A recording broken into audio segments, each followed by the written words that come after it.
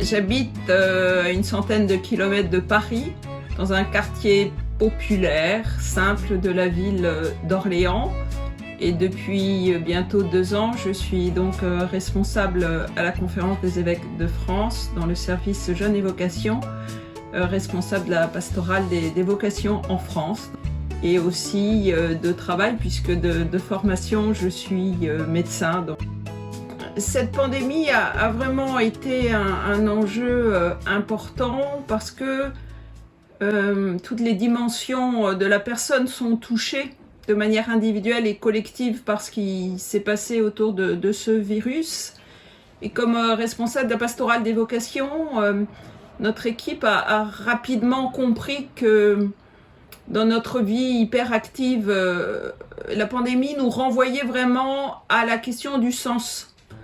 Alors la question du sens entendue à la fois comme signification de ce que nous sommes en train de vivre au quotidien, mais aussi direction donnée à notre existence, c'est-à-dire quelle direction nous allons pouvoir prendre à la suite de cet événement qui nous marque tous profondément, à la fois dans une dimension communautaire et dans une dimension personnelle.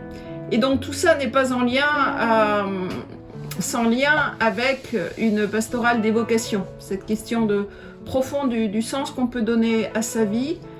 Et j'ai été touchée combien beaucoup de personnes ont pris un recul par rapport à leur existence en se demandant mais quel sens tout cela a-t-il pour moi aujourd'hui et vers quelle société de demain nous voulons marcher ensemble. Je crois que cette pandémie, en tout cas pour moi-même et pour un certain nombre de personnes, a ouvert une sorte de chemin d'intériorité. Pour moi, c'est une expérience profonde d'ouverture du cœur, peut-être d'un cœur plus universel, parce qu'on a touché combien nous étions tous unis et liés par cet événement. Et là aussi, c'est une dimension extrêmement importante qu'il nous faut garder, de cette conscience que tout est lié. Et ce que vit un individu a des conséquences sur l'ensemble du groupe que nous sommes. Combien la proximité de l'autre est importante. Et combien nous avons besoin de l'autre dans sa présence physique et dans une proximité dans notre vie. Et combien nous devons la soigner et faire attention à cette dimension de nos vies. Oui, c'est une très belle question. Comment cette pandémie va-t-elle changer l'Église ?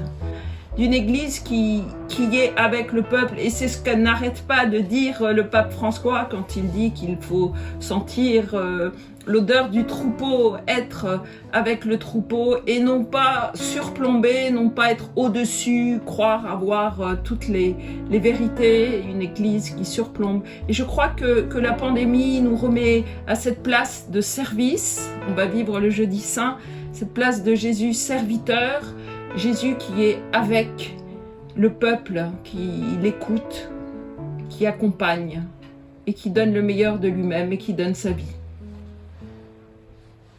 Donc un vrai chemin d'humanité et d'humilité.